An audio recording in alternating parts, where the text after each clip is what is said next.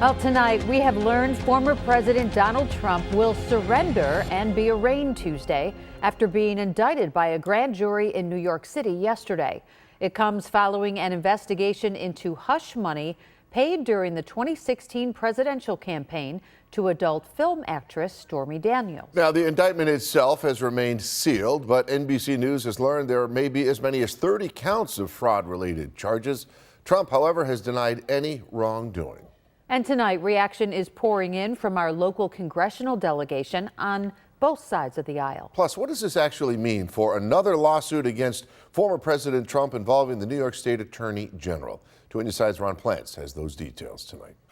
We're going to bring New York back. April 2016 brought Donald Trump and his supporters to a rally at Buffalo's then First Niagara Center with security concerns discussed back then.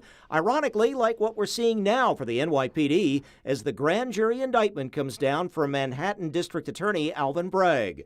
And despite New York's blue state, downstate Democratic image, Trump still has followers here. You're not going to find a ton of it in Buffalo proper, but in the outlying areas of Erie County, the rest of Western New York, there's quite a bit of Trump support. I think one of the things we've seen recently is the nationalization of American politics makes it such that a Trump supporter here is not terribly different from a Trump supporter in Ohio, Pennsylvania, some other place that we think of as being more competitive. Naturally, some Democrats may cheer this potential prosecution, but official party reaction may be somewhat muted, saying the law applies to everyone. The incentive for them is to decrease the extent to which this is seen as political.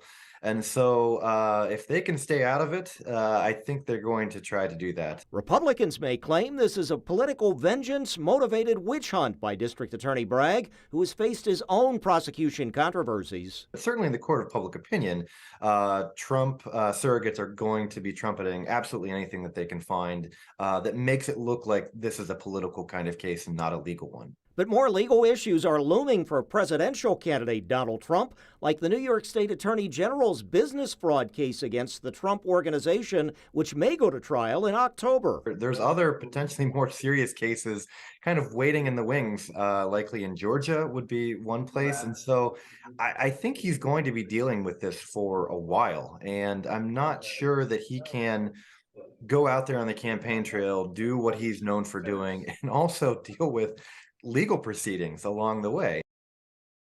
Professor Neiheisel says for independent voters, they usually react negatively to a scandal like this. Maybe uphill for Trump 2024. We'll see. Ron Plants, Channel 2 News.